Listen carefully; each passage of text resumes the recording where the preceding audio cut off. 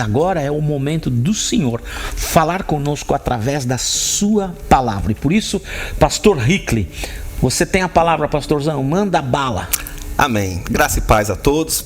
Quero convidar você a abrir a sua Bíblia no livro de Números, no capítulo 3, versículo 1 e 2. Então vou dar um tempo aqui para você procurar. O livro de Números é o quarto livro da Bíblia. Gênesis, Êxodo, Levítico, Números. Capítulo 13, versículo 1 e 2. Apenas esses dois versículos inicialmente. Mas todos nós vamos agora meditar na Sagrada Escritura. Diz assim a palavra de Deus: E Yahvé ordenou a Moisés: envia homens, um de cada tribo, em missão de reconhecimento à terra de Canaã, terra que dou aos filhos de Israel. Enviarás todos aqueles que sejam seus príncipes. Por enquanto é só até aqui. Vamos orar mais uma vez. Pai, esta é a sua palavra, e nós aqui deixamos certo que ela é digna de total aceitação. Ela é digna de reverência, ela é digna de ser honrada. E nós abrimos o nosso coração para termos parte na sua palavra, porque sabemos que ela é pão, ela é alimento para a nossa alma.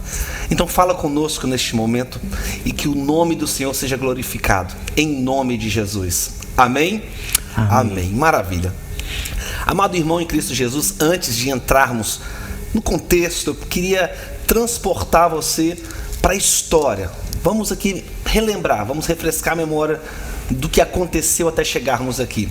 Lembre que o povo de Deus teve um tempo cativo numa nação estrangeira.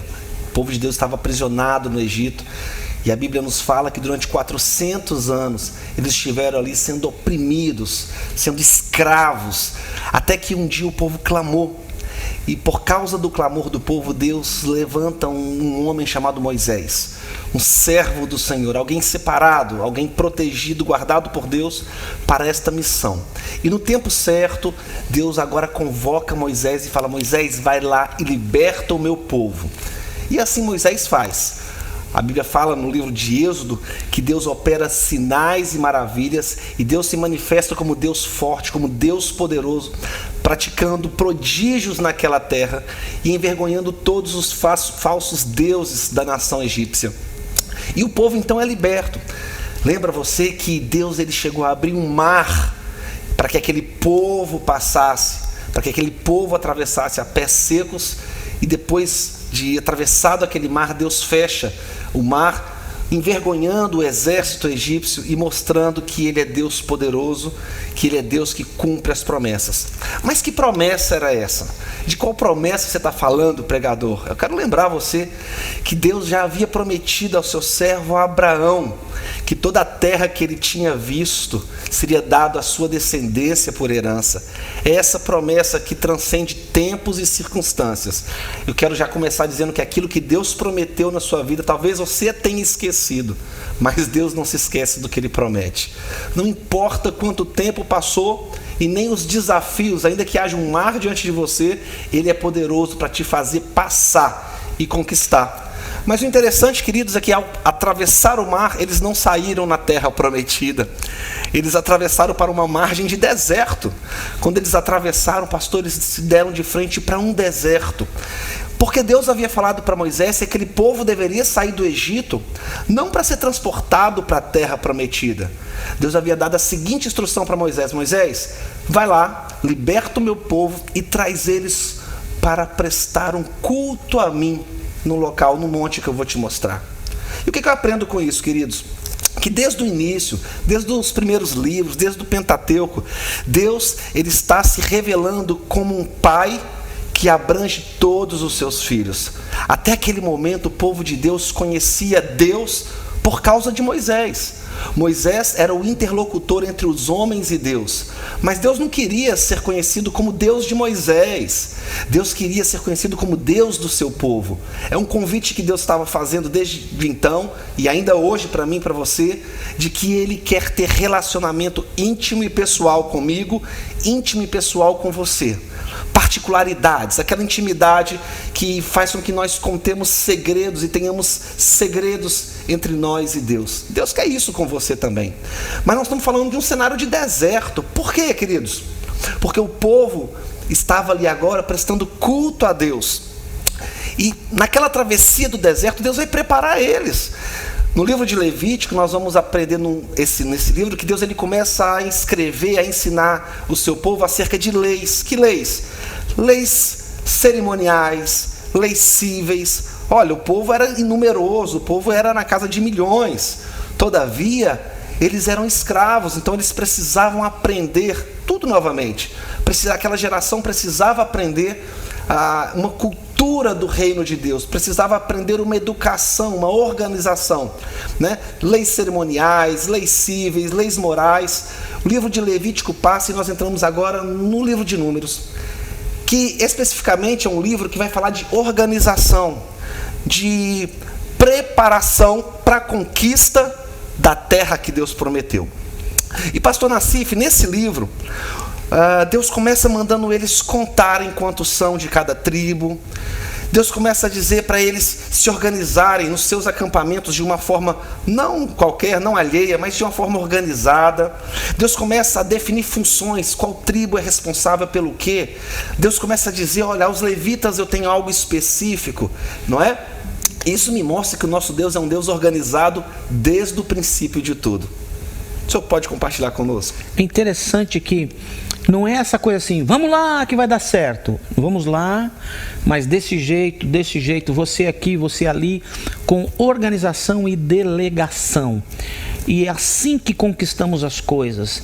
Sempre conquistaremos quando estivermos unidos, organizados, cada um fazendo a sua parte. A sua parte.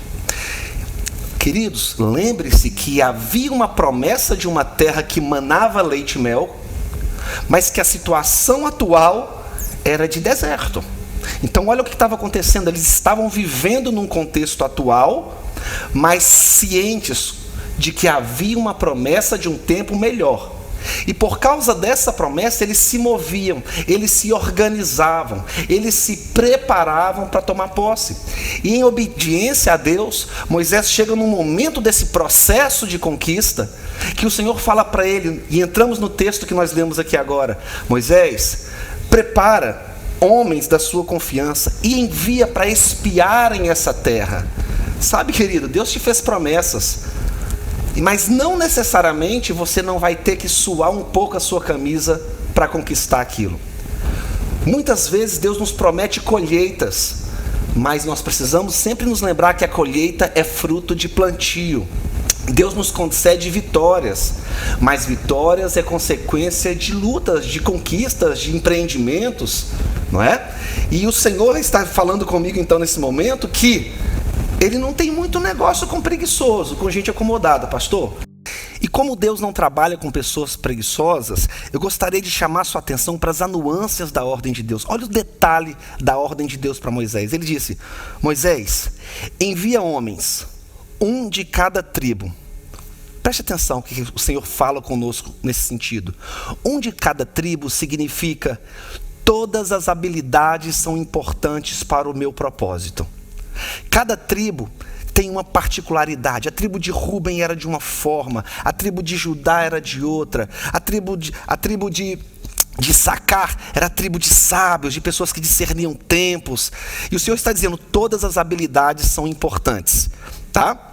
Então envia cada um deles, porque cada influência dessa é importante para essa conquista. Segundo, tu enviarás todos aqueles que sejam seus príncipes. Queridos, às vezes nós recebemos uma ordenança do Senhor, um direcionamento, e parece que é como fosse um castigo, parece que é como se estamos agora assumindo mais um trabalho. Puxa, mas eu de novo, eu vou ter que pagar esse preço de novo. E o que o Senhor está dizendo é que quando Ele nos convoca, Ele está nos dando uma honra. Ele está dizendo, eu confio em você para exercer essa função. Você é meu príncipe. O príncipe, pastor, é aquele que carrega nobreza com ele. É aquele que traz com ele a autoridade, sobretudo de quem está enviando. Lembra-se que o príncipe representava o rei. E Deus estava falando, Moisés, você vai enviar os seus príncipes, porque eu tenho parte com você como meu profeta, mas eu quero ter intimidade com o meu povo como exército. Deus poderia ter falado, Moisés, vai você. Já fui contigo no Egito, você desafiou uma nação inteira. Através das suas mãos, do seu cajado, um faraó foi envergonhado. Vai lá e espia.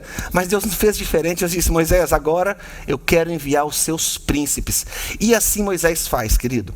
Moisés separa um de cada tribo e envia agora 12 espias. Olha que interessante. Isso me faz lembrar que o Senhor Jesus veio sendo o unigênito de Deus e de repente ele escolhe quantos? 12 para caminhar com ele, não é? Ok. Moisés envia 12 e esses 12 vão.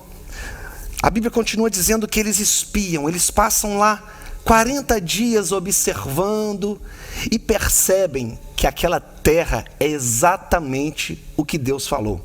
Terra boa, que mana leite e mel. Significa terra de fartura, terra de prosperidade, terra desejada, terra almejada. E eles olham para aquilo e falam: puxa, é verdade. E quando eles retornam, Moisés vai pedir a eles um relatório. Então, vocês 12, meus príncipes, homens honrados, me falam o que vocês viram naquele lugar. E para surpresa de Moisés, há o que não pode haver em nenhum exército, em nenhum corpo: divisão de pensamentos. 1 Coríntios capítulo 1, versículo 10, o apóstolo Paulo começa escrevendo a sua carta à igreja em Corinto, dizendo: eu rogo para que vocês sejam de um só parecer, sejam só de uma visão. Eu rogo para que vocês tenham um único direcionamento, porque Cristo não está dividido. Isso começa a falar comigo sobre a diferença entre unidade e uniformidade. Não é a mesma coisa. Unidade significa, uniformidade significa que todos nós somos iguais e devemos ser iguais. Mas o Senhor não nos chamou para a uniformidade, o Senhor nos chamou para a unidade, o que significa que, embora eu e você sejamos diferentes, tenhamos habilidades diferentes, e Deus conta com essa diversidade, essa multiforme sabedoria, nós tenhamos um ponto de convergência naquilo que nos une, fazendo esse ponto ser maior do que nós.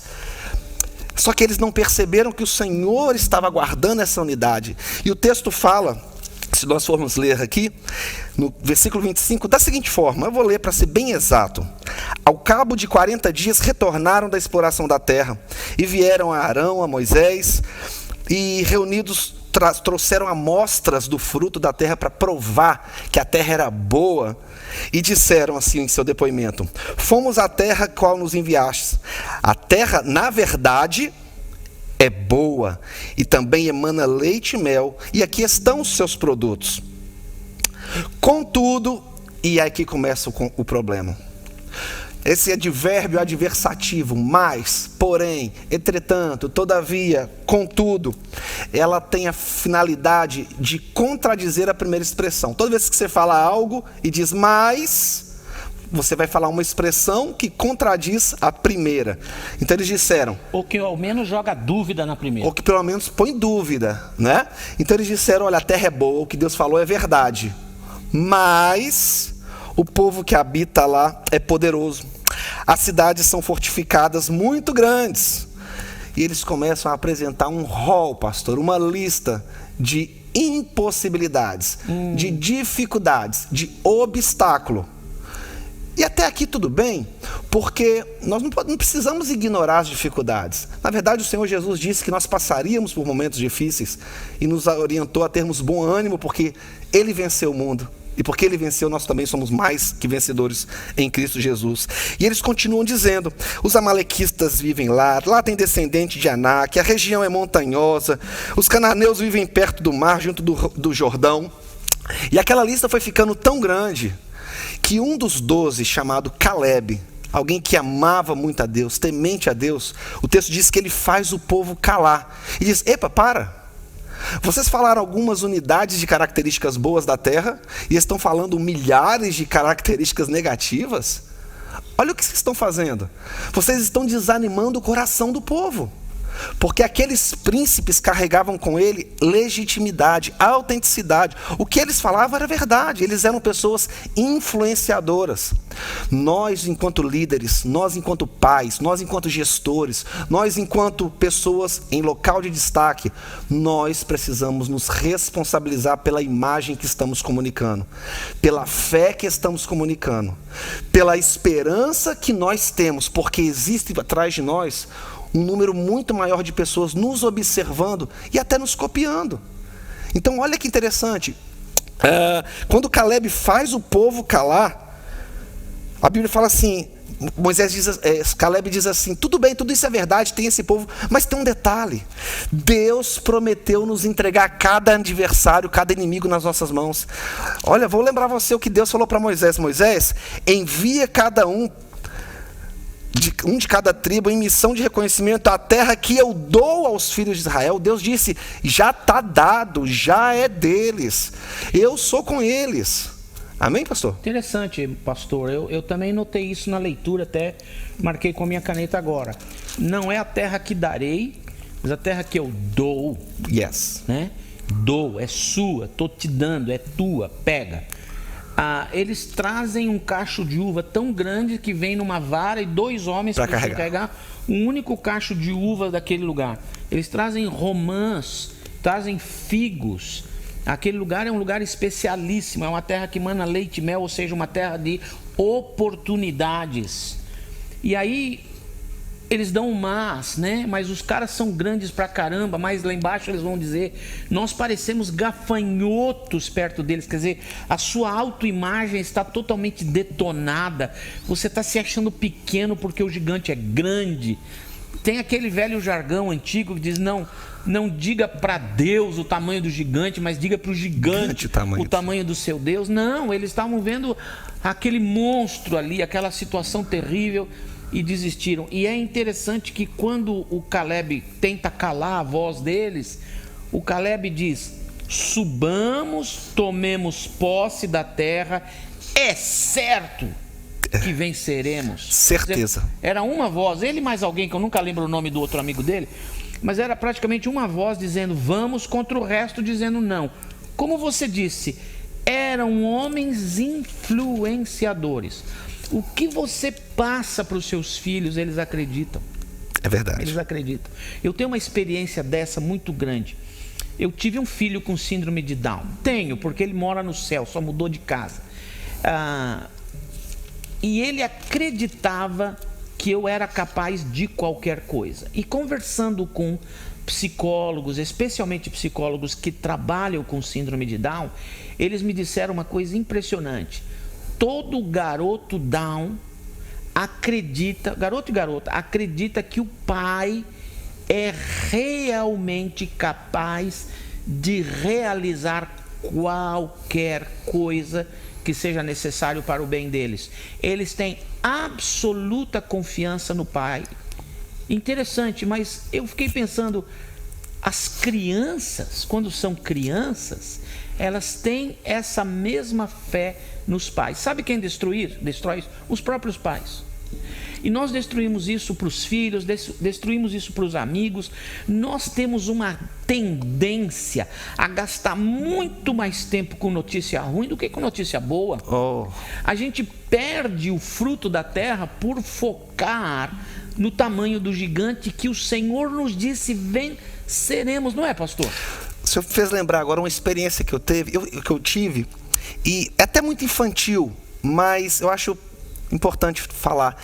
Eu criava uma calopsita. Sabe o que é uma calopsita? Eu tenho a mínima ideia. É um pássaro, é um pequeno papagaio que tem um tupetezinho. E a gente criava, é um bicho domesticado. Não tem um nome mais fácil para aquele trem? Calopsita.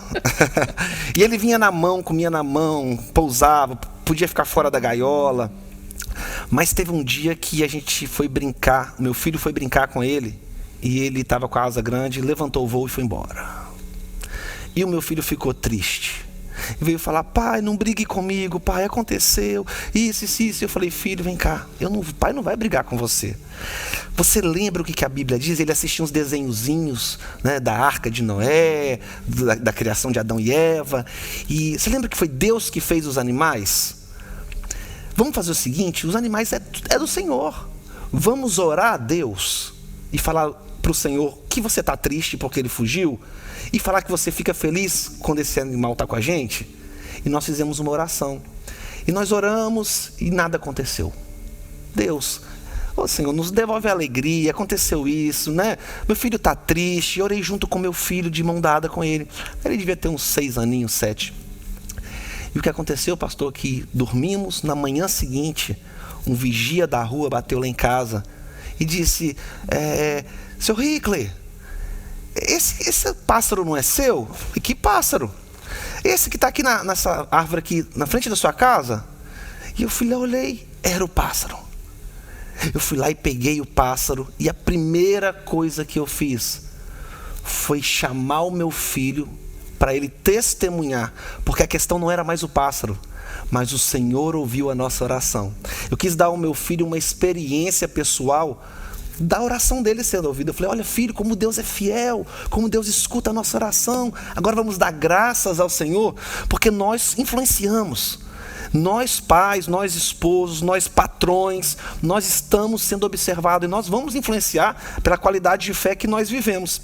Interessante. É uma coisa pequena, um animalzinho de estimação, mas dentro do coração do meu filho chama-se testemunho, chama-se experiência com Deus. O texto mostra aqui no capítulo 13 e no comecinho do 14 que o ambiente, de certa maneira, constrói a mentalidade, constrói a fé ou a dúvida.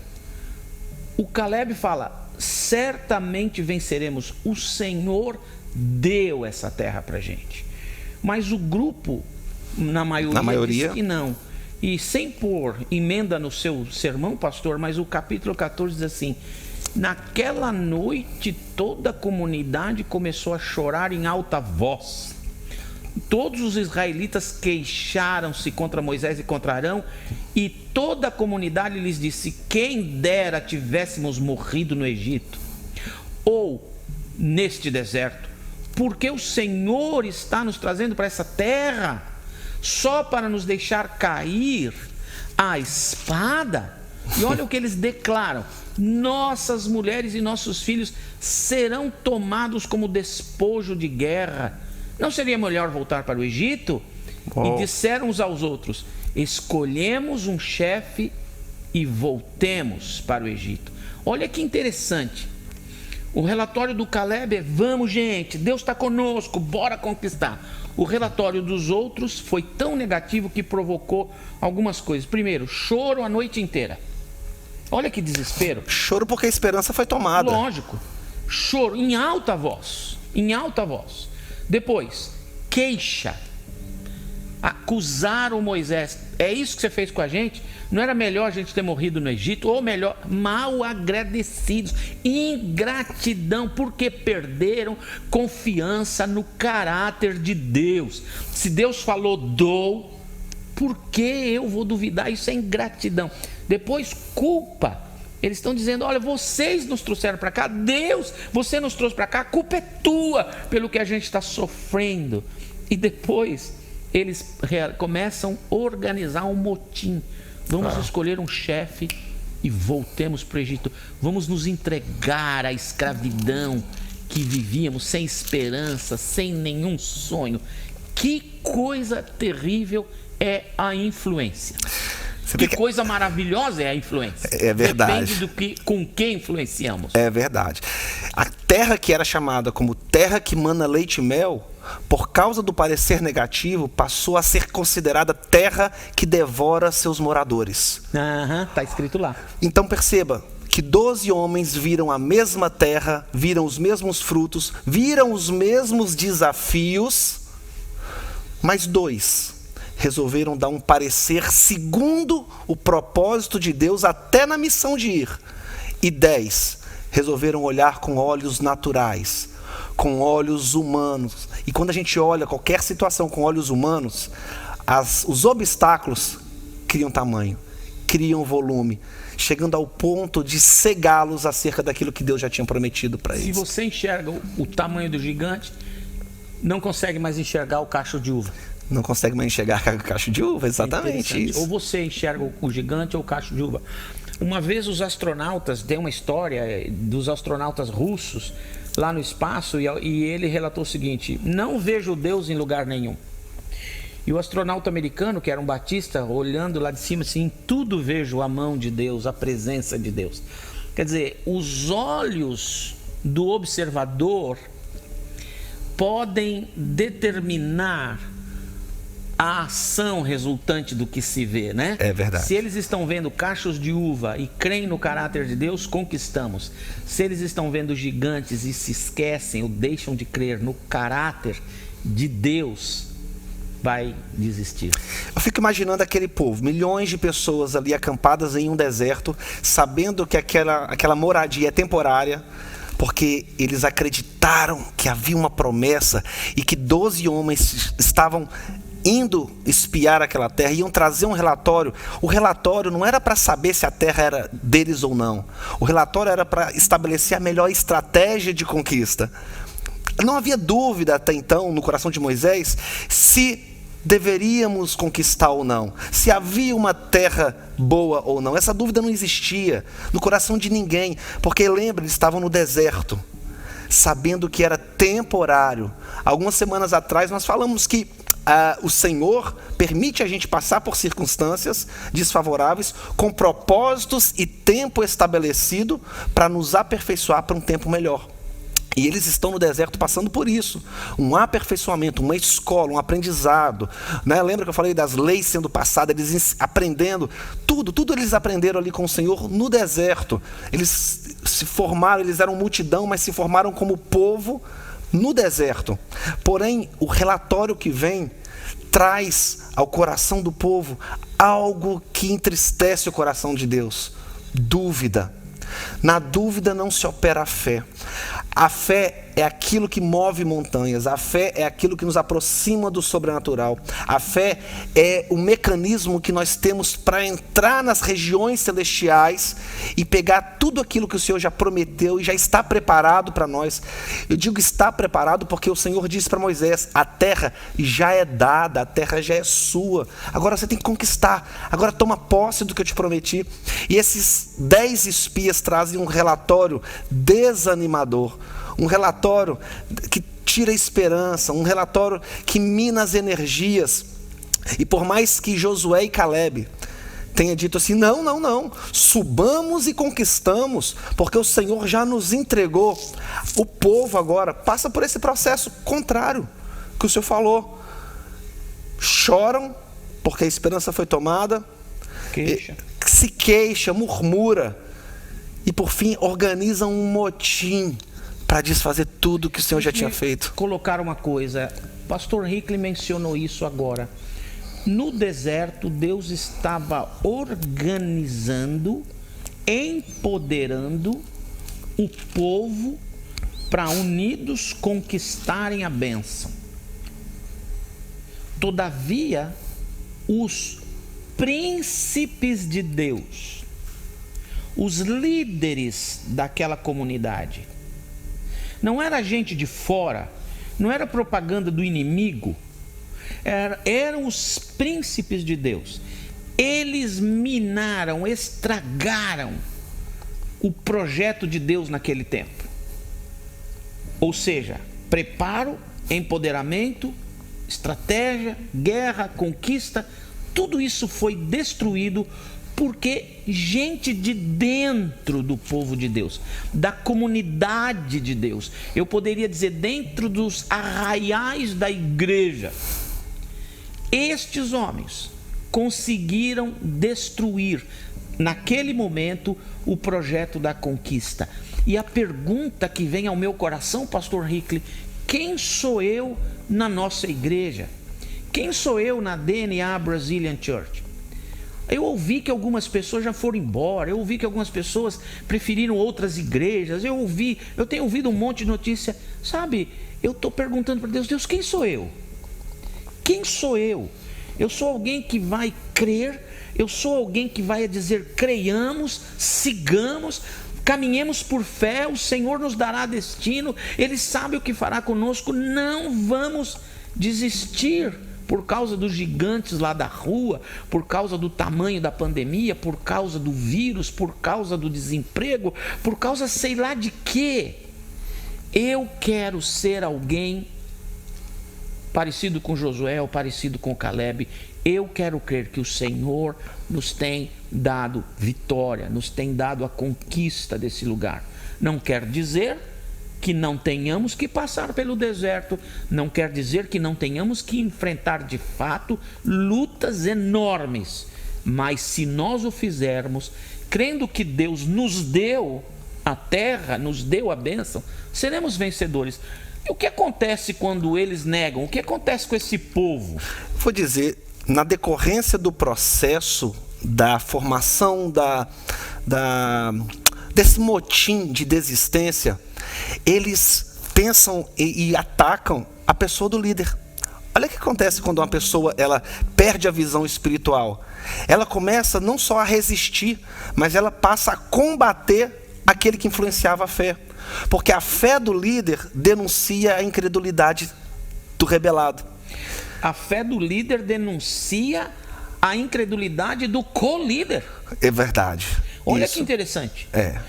Os príncipes perdem a fé. E você sabe, nenhum destes príncipes entrou na terra prometida. É onde eu quero chegar. Só Josué e Caleb, né? É verdade, Deus poupa Josué e Caleb. Mas o que eu quero dizer é que, e aqui fica um alerta para nós, em alguma esfera nós lideramos. Em alguma esfera, na escola, no trabalho, na igreja, na comunidade, nós somos príncipes. Nós somos influenciadores.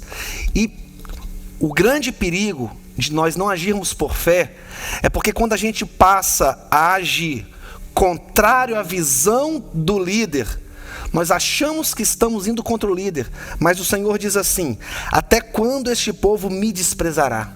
Uau. Eles pensam que estão desprezando um ideal humano. Eles pensam que estão desprezando um direcionamento puramente humano, uma ideologia ou uma pessoa de carne e osso. Mas no ponto de vista de Deus, quem está sendo desprezado é o Senhor.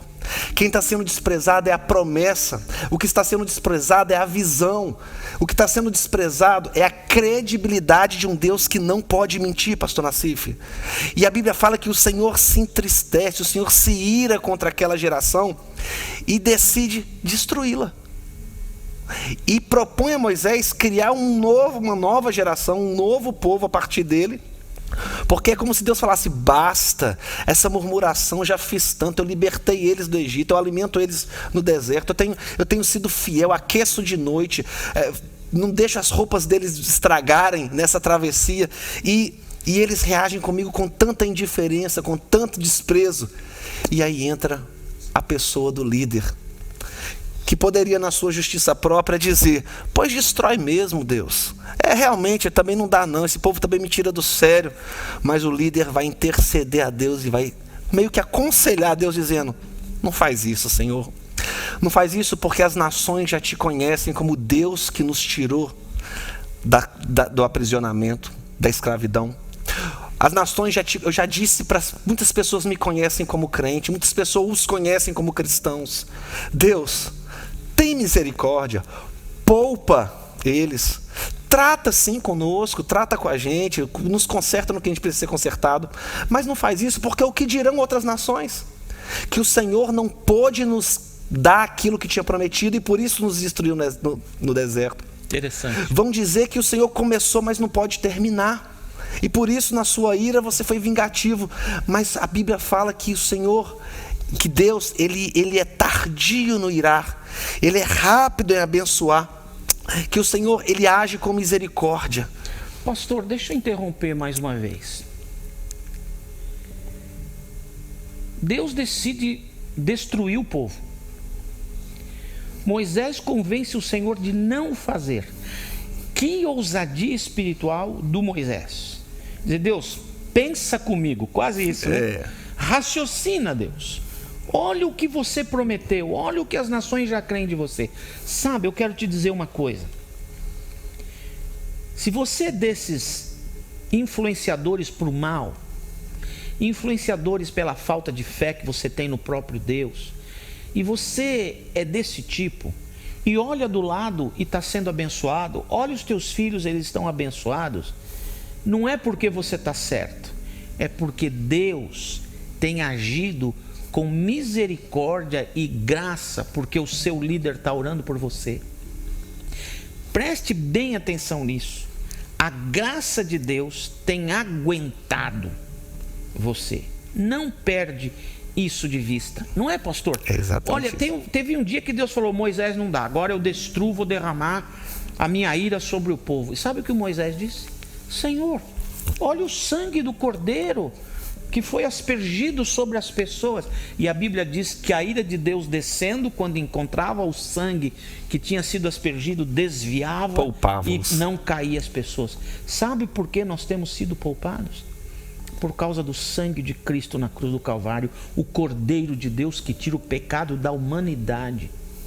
Então, nada de arrogância, nada de falar, viu como eu estou certo, talvez você esteja errado. Quando você desanima o povo, desanima seus próprios filhos e se desanima e perde a credibilidade no caráter do Senhor, só a graça de Deus. Mas não quero dizer que você ficará impune. E eu espero que os que são os desanimadores da fé sejam punidos nessa terra. Sabe por quê? Porque é melhor ser punido aqui do que na eternidade. E esse povo não entra na terra prometida. Não entra. Todo mundo que entrou no deserto só entra na terra prometida. Josué e Caleb, todos os outros nasceram no deserto, cresceram no deserto, e estes foram tomar posse da bênção. O senhor lembra daquele texto que o Senhor diz que Deus não se permite ser zombado, ser escarnecido, porque aquilo que o homem planta, ele colhe. Ele fala de plantio e de colheita. Lembra que eu te falei que eles passaram 40 dias espiando a terra? O Senhor escuta a oração de Moisés, o Senhor escuta a intercessão, a oração daquela pessoa que te ama e que ora por você, que ora pela sua família, a despeito das conveniências do que você pode dar de retorno. Essa pessoa só ora por você, porque o Espírito tem chamado ela para orar por você, para te cobrir de oração, para cuidar de você com a palavra, com oração, com conselho. Sabe, esse líder, ele é atendido por Deus em seu favor. E aí, querido, Deus atende a oração e fala: então tá bom, Moisés, eu não vou fazer o que pensei fazer, eu não vou exterminar eles, mas uma coisa eu faço: essa geração não vai tomar posse do que eu prometi. Eu até preguei algumas semanas passadas de alguém que duvidou de uma promessa do homem de Deus, e o profeta disse: você vai ver, mas não vai usufruir. Lembra disso? Lembra. E nesse contexto aqui, Deus está falando a mesma coisa. Eles ouviram a promessa, agora essa geração não vai entrar. E para que essa geração não entre, a travessia do Egito para Canaã não durava 40 anos. Ela poderia ser feita em bem menos tempo. Todavia, o Senhor usa essa semeadura de incredulidade e multiplica por anos. 40 dias agora se transforma em 40 anos de peregrinação. O que significa que a incredulidade tem o poder de prolongar o sofrimento. A incredulidade tem o poder de estacionar, de paralisar, de pausar o cumprimento de uma promessa na vida de uma pessoa. Nós precisamos fazer rejeição a toda semeadura de incredulidade, a toda palavra contrária. Queridos, nós podemos ter medos, nós podemos ter limites, nós podemos às vezes nos preocupar, mas nós nunca podemos voltar as costas para o que Deus nos prometeu. Nós nunca podemos perder o foco da promessa, porque nós não somos chamados para agir por circunstâncias, nós somos chamados para agir por fé. E quando eu ajo por fé, o gigante passa a ser anão, o território desfavorável passa a ser favorável. Deus vai usar as circunstâncias para a minha conquista. O senhor ia falar? Não, eu quero dizer isso, que não é só o líder que está orando por você e por isso Deus tem ouvido e tem te abençoado, mas nós líderes também temos sido abençoados porque temos pessoas que oram por nós. Nós sempre temos alguém que está nas nossas costas orando e por isso também estamos vivos. Nós não somos diferentes de você. O que eu quero dizer é: não semeie incredulidade. Dá passos de fé por causa do caráter de Deus e não por causa das circunstâncias ao redor. E aí eu tento transferir isso para a gente como igreja.